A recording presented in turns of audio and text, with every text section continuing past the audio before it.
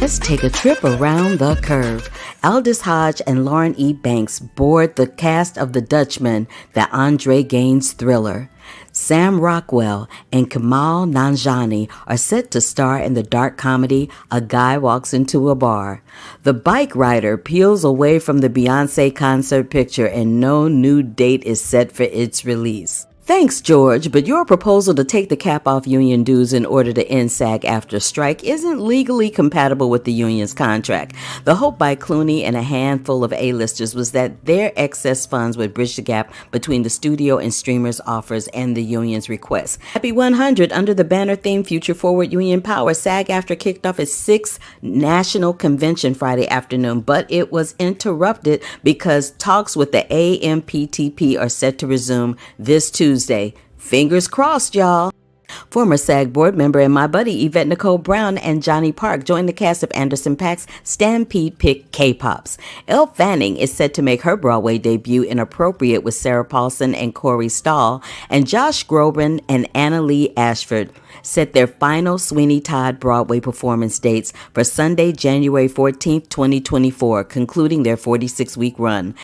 Dev Patel and Rosa McEwen are leading the horror rabbit trap for Elijah Wood's Spectrovision and Bankside, and Scandal's Scott Foley signs with independent artist group. James McAvoy is set to make his directorial debut on the story of a Scottish duo who got a record deal and more after pretending to be rappers from California.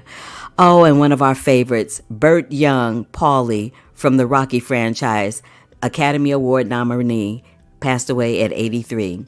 Netflix boosts its price on the same plans in the US, UK, and France, and Roadside Attractions acquires the North American distribution for The Monk and the Gun following Telluride and Toronto premieres. Netflix is also set to open a newly renovated Egyptian theater with David Fincher's The Killer. Historic theater closed in 2020 and will reopen on November 9th. Audrey Dewan announces the start of Emmanuelle shoot in Paris, and David Harbour leads the cast for the McGuff animation Night of the Zoo Apocalypse. Barry Levinson is set to direct Al Pacino in the David Mamet scripted JFK thriller Assassination. Showtime Sports is shuttering at the end of the year and will continue their obligations through 2023. I'm going to cover the AFI Film Fest 2023 coming up this week, and we're going to talk about Jodie Foster and the amazing Annette Bening in NYAD. The Holdovers is hitting theaters. And of course, tongues have been wagging about Killers of the Flower Moon. And I got all the skinny on that coming up on The Curvy Critic right now. Hold up. Wait a minute.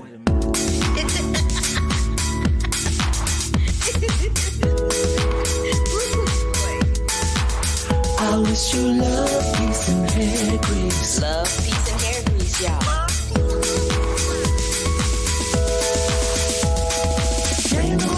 Straight from the hip. This is Carla Renata, aka The Curvy Critic, and I shoot straight from the hip. Yeah, you know I'm always shooting straight from the hip. Hi, everybody. Happy Sunday. Happy Sunday. Oh, boy. Things are going on over here. Happy Sunday, and welcome to another episode of The Curvy Critic with Carla Renata. I'm Carla Renata. Welcome back if you've been here before, and welcome in general if you've never been here before. What we do here is we talk about reviews and we review movies, and we have interviews every once in a while from people above and below the line in the film industry. Having said that, if this is your first time joining me and you are on YouTube, give me a big old thumbs up to let me know you were here, because I don't know you were here if you don't tell me, right? And if you're on the other platforms, Facebook, Twitter, LinkedIn, hey y'all, and welcome back to another episode. So as I said in my little around the curve segment, we're going to talk about NYAD. We're going to talk a little bit about the Holdovers. I loved that movie. And of course, we're going to get into Killers of the Flower Moon, because baby, I got some things to say about that.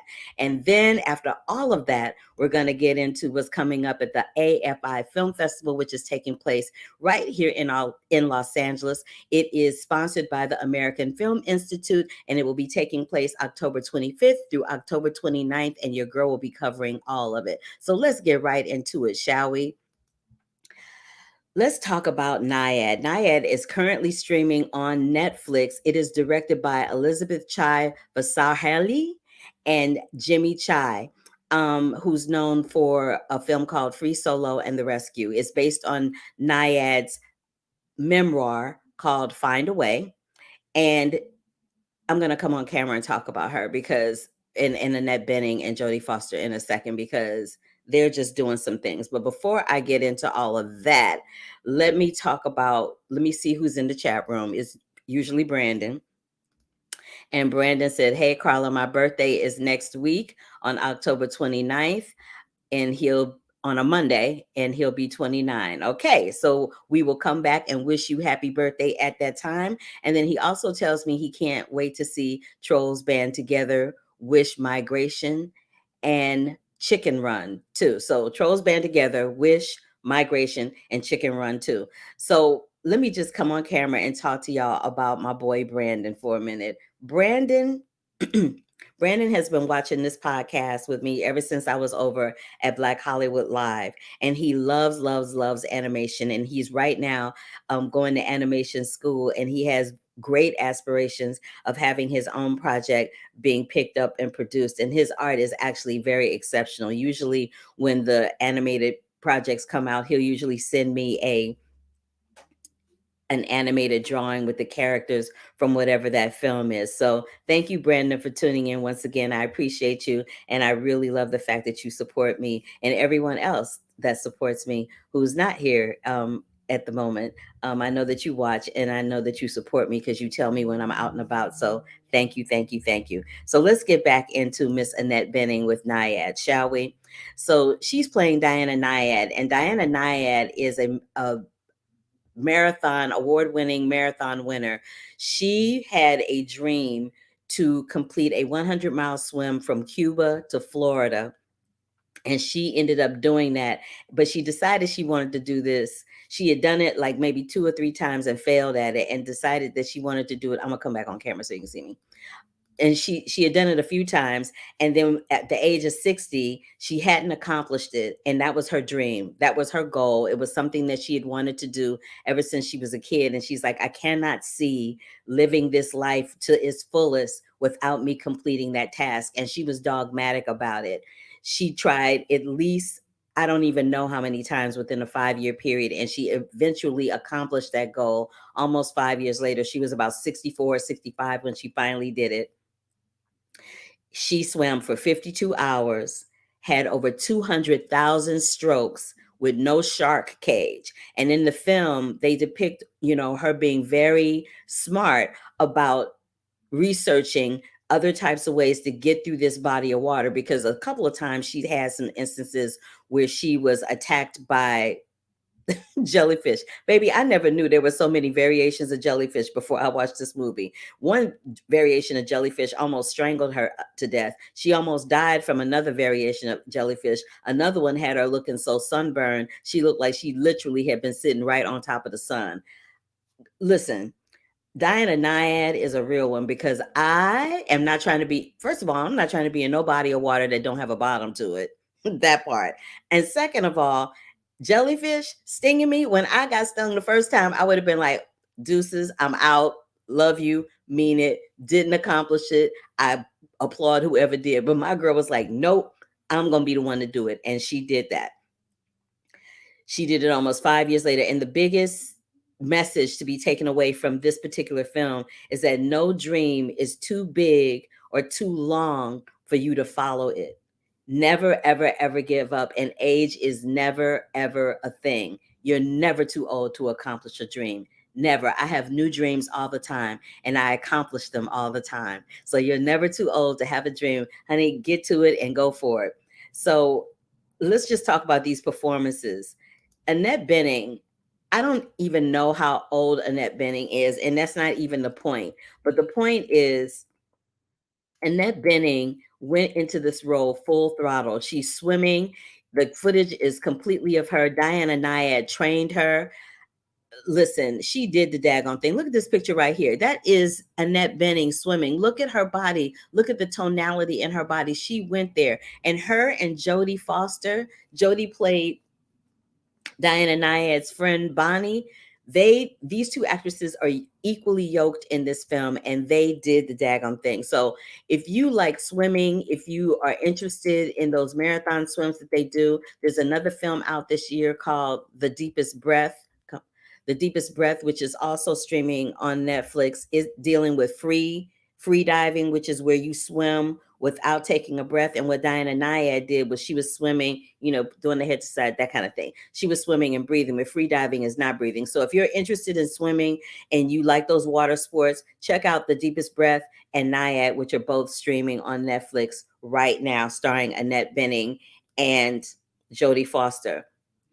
Another film that's coming out and that's also going to be playing, I think it's going to be playing at the AFI Film Fest. I got to check the schedule, but it is directed by Alexander Payne and it's called The Holdovers. And it follows a curmudgeonly instructor who is played by Paul Giamatti. He's on the right.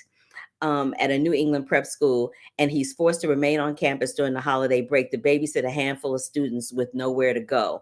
Eventually, he forms a bond with this really damaged, brainy troublemaker named Angus Tully, who is portrayed by newcomer Dominic Sessa, who is on the left of the picture, and with the school's head cook, Mary, who is in this photograph, played by the incomparable and amazing Divine Joy Randolph, who has just lost her son in Vietnam.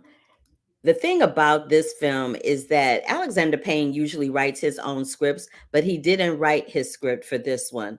He didn't write the screenplay for this one. A young man named Hemmingson wrote the screenplay for this one, and it's funny because the way it's written and the way it sounds when you're listening to it, it sounds like Alexander Payne's writing, but it is not his writing. It is Hemmingson's writing. And just so you know, just if you need a reminder, Alexander Payne won an Academy Award for Best Adapted Screenplay for Sideways and The Descendants, both of which were fantabulous movies. And this film pairs him back up with his Sideways star, Paul Giamatti, who I mentioned earlier, who plays the headmaster of the school. They haven't done a film together since 2004. What I'll say about this film is a couple of things. There's nothing worse than the holidays coming around. The holidays can be a couple of things.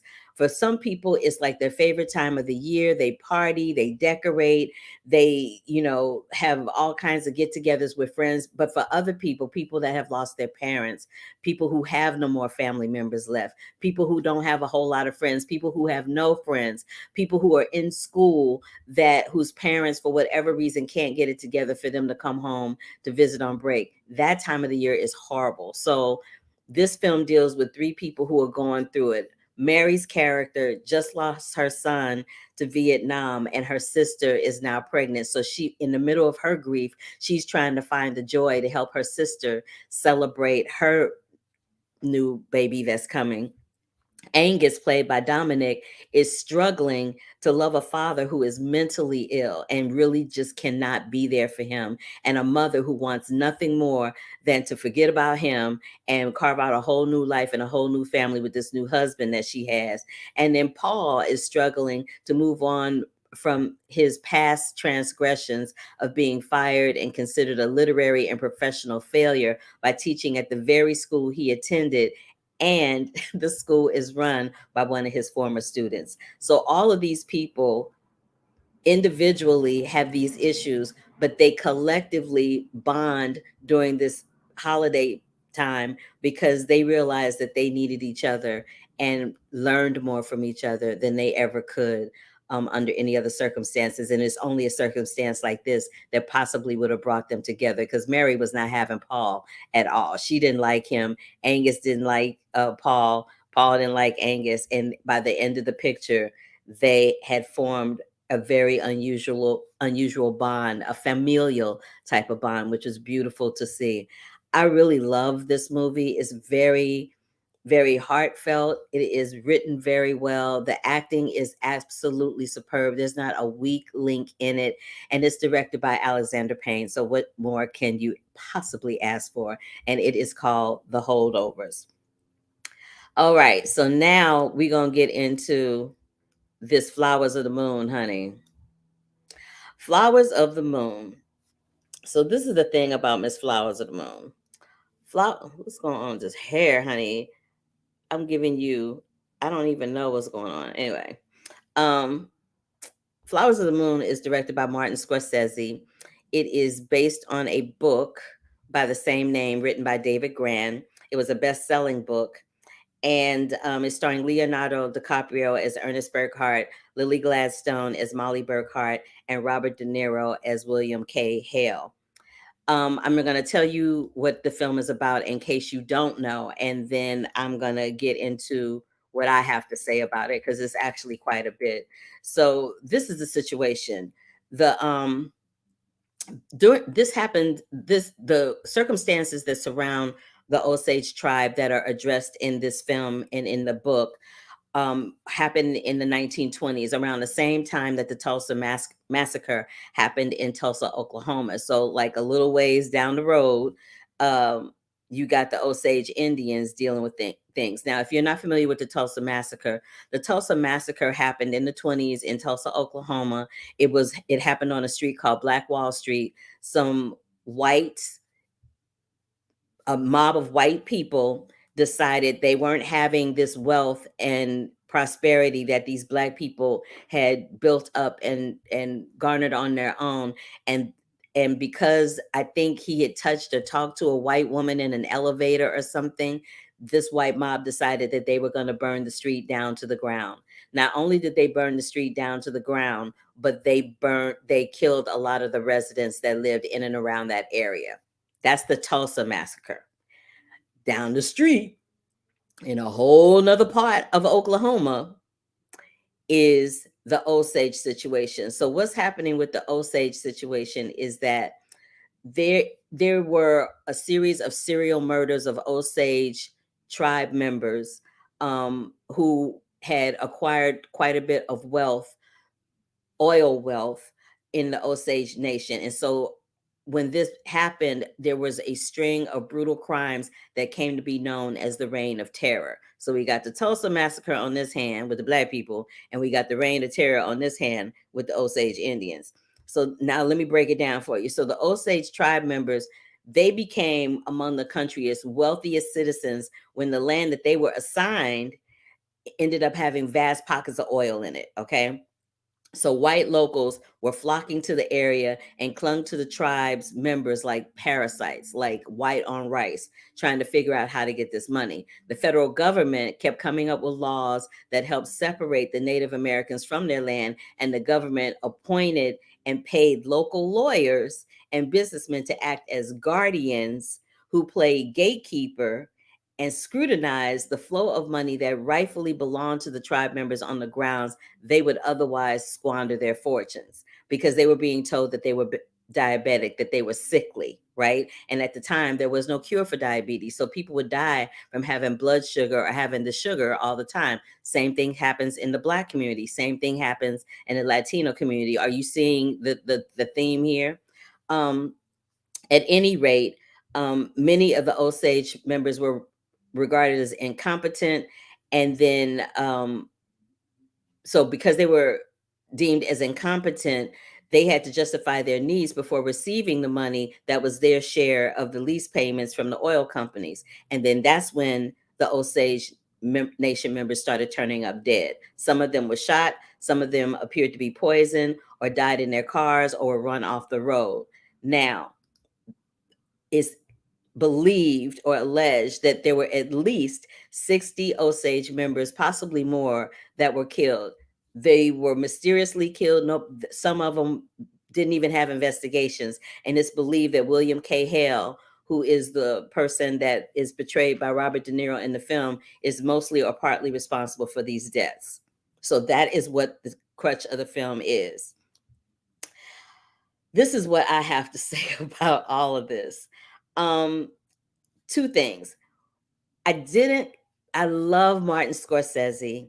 I adore Leonardo DiCaprio and Robert De Niro, and Lily Gladstone was fantabulous.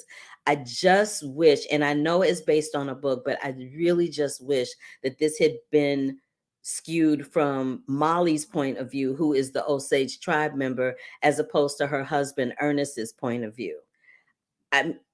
That's all I'm going to say about it. And it's when you see the film, you will understand why. I just want it to be from Molly's point of view. The film is fantabulously done. It's over 3 hours in length. It never feels like it's over 3 hours, but I really just wish it was from Molly's point of view, because right now Molly's looking like a supporting player in her own story, and I kind of wasn't having that. To Martin Scorsese's credit, there were a number of Osage Indian tribe members in the film portraying different characters. A lot of them served as film consultants. The score was done by the late Robbie Robertson, who is a longtime collaborator with Martin Scorsese and was the son of a Cayuga and Mohawk mother and lived on the Six Nations Reserve in Canada, southwest of Toronto. So I appreciate all of that, but I still just wish it was told from Molly's point of view. Having said all of that, Lily Gladstone, with the little bit that she is given to do, because she probably has less than 20 lines of dialogue in the whole film, but she says more with no dialogue than most people say with a whole 2 hours worth of dialogue. The girl is fantabulous, and she should definitely be one of the front runners in the Academy Award race going into 2024, because she was really, really quite stellar. Leonardo DiCaprio, he's Leo. Leo can do no wrong, but I did see elements of What's Eating Gilbert Grape in his performance, which isn't a bad thing. It just means that he's really great at taking, different pieces from different roles, from different genres, and bringing them into this character, which was great. I also was annoyed by the fact that Ernest kept saying, I love making money. Did you love making money so much that you was going to kill your whole family? I'm just saying. I was not having that. And Robert De Niro, Robert De Niro, every once in a while, you see traces of Jimmy from Goodfellas and some other roles that he's done, but it's Robert De Niro. So how you gonna hate on Robert De Niro or Leonardo DiCaprio? You can't. They were fantabulous. This is a really strong cast. All of them are probably going to get some award love. Martin Scorsese definitely is going to get some award love, as so will the film. But as someone who has roots buried in the Cherokee Nation and in the Blackfoot Nation, and as having some Indian blood running through my veins, I felt some kind of way about the fact that, I really wish that there had been an Indigenous person who was involved as a co-director. They were involved as consultants, but they could have been a co-director. They could have been a director. They could have, we're living in an age now where it's not like that is impossible. So don't feel like I'm saying I don't like the movie. I loved the movie. It's just those are the two issues that I had with it. And that's all I'm going to say about it. Killers of the Flower Moon is only in theaters right now, and it will shift to Apple TV shortly thereafter. Directed by Martin Scorsese. The AFI Film Fest is coming up. It's running from October 25th through October 29th, and there are some fantabulous films that I'm going to see as a result of that. And one of the first ones I already saw was Maestro. I told you guys about that. It's the story of Leonard Bernstein and his wife. That's gonna be one of the key, I think, one of the keynote films of the festival. And then there's this other film that I'm going to see. It's called Leave the World Behind. It's an apocalyptic theater.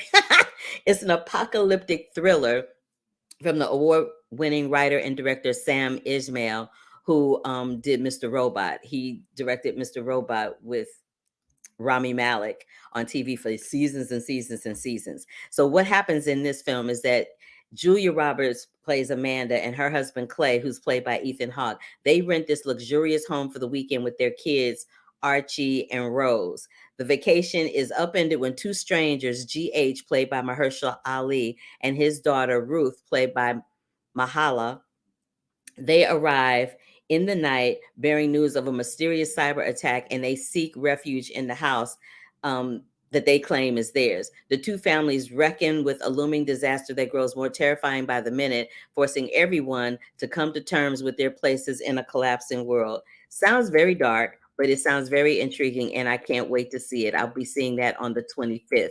Another one I'm interested to see is this one. It's called Maxine's Baby, the Tyler Perry story. Now, Tyler Perry is notoriously known for directing his own movies. He is not directing this. This one is directed by Jalila Bakeli and Armani Ortiz, and is giving the audience a unfettered access to the world of Tyler Perry, whose story has never been told, as he becomes a father, a media mogul with a mission to pave his own road to the top. And it's a profound lesson in remembering where you came from in order to get to where you want to be. That is one of the films that I will be seeing. I'm also going to be seeing this one called Defending My Life. It's with Albert Brooks. I love Albert Brooks. He is so funny. So what's happening with this one is Robert Reiner is profiling Albert Brooks. He is a legendary, he's a comedic legend. He's a talented actor, an acclaimed filmmaker. And he and Rob Reiner first met in high school drama club, which is kind of hilarious. And so what's happening with this film is that they're kind of just talking to each other, and he's defending his life thus far, which I think is pure comedy. American Fiction is another film that, just like Killers of the Flower Moon, is getting a lot, tongues are wagging, talking about this particular film. It is from acclaimed television writer Cord Jefferson, who comes from Succession and Watchmen, and he's making his triumphant leap to the big screen with this is his directorial debut. This is a whip smart film. People say it's wickedly funny. I saw the film. I didn't think it was necessarily funny, but it was definitely thought-provoking, and the kind of satire that you would see in Bamboozled by Spike Lee. It's already won the People's Choice Award at the Toronto International Film Festival. And what happens is Jeffrey Wright, pictured here, is an frustrated writer who's being told that his work doesn't fit into the perceived canon of Black literature. You know, he's like, where are the stereotypical stories of Black pain and misery that seem to sell so well to white liberal audiences? Well, then his fellow writer, Sinatra Golden, played by Issa Rae, publishes an instant bestseller called We's Lives in the Ghetto. I can't handle that. And Monk gets so mad that he creates a book of his own with that same type of ideology. And it ends up being just a roller coaster ride of epic proportions. You don't even know how it's going to end. And I don't want to tell you, but it's adapted from Percival Everett's 2001 novel, Erasure, also starring in the film are Tracy Ellis Ross, Sterling K. Brown, Leslie Uggams, Erica Alexander, and Myra Lucretia Taylor, John Ortiz, and Adam Brody. Y'all are not ready for this one. It is really, really good. And last but not least, I'm going to see this film called The Bike Riders with my boo-boo, Austin Butler. Remember, there was all this brouhaha about Austin Butler last year when he played Elvis, and that garnered him an Oscar nomination. And I was one of his biggest cheerleaders on that one. But now he's in this film called The Bike Riders. It's about the rise and fall of a Chicago motorcycle gang. and it's inspired by Danny Lyon's 1968 book and essay, The Bike Riders.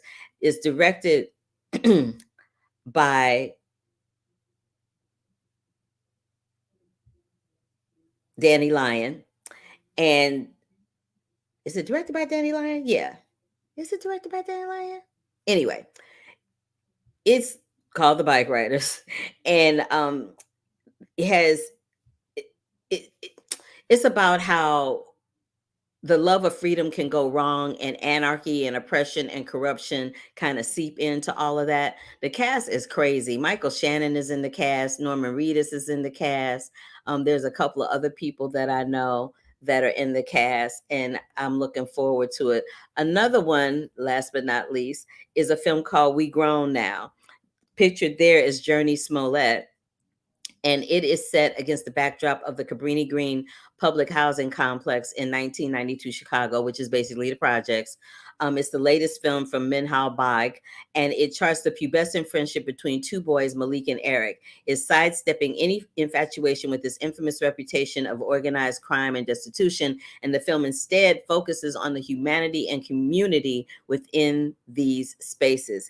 It has a supporting cast of S.E. Patha Murkison, Journey Smollett, Laurel Howie, and it paints a textural and lyrical portrait of Black American working class families in Chicago, brimming with nostalgia for one's childhood best friend. It's an ode to bygone neighborhood many once called home. And that is what is happening on the AFI Film Fest. So I'm going to come back on camera and let you know that I'll be there. I'm covering it. I'm so excited. And I'm also going to be coming back next week with a lot of good stuff. I can't tell you about some of it right now, but I'm going to have some more interviews with some directors and some producers when I come back next week. But also when I come back next week, we're going to be talking about this film right here. So I just talked about Austin Butler in Elvis, and now Priscilla is telling her side of the story. Priscilla wrote a book called Elvis and Me, and this film, which is directed and written by Sofia Coppola, is based on her book, Elvis and Me, from Priscilla Presley's experience of being married to one of the most iconic artists of our time and what that was like from her perspective. And it's not centering on him, but it is centering on her. I'll also have a review of the Enfield Poltergeist, which will be on Apple TV Plus. I'm going to talk about Four Daughters, which is also playing at the AFI Film Fest.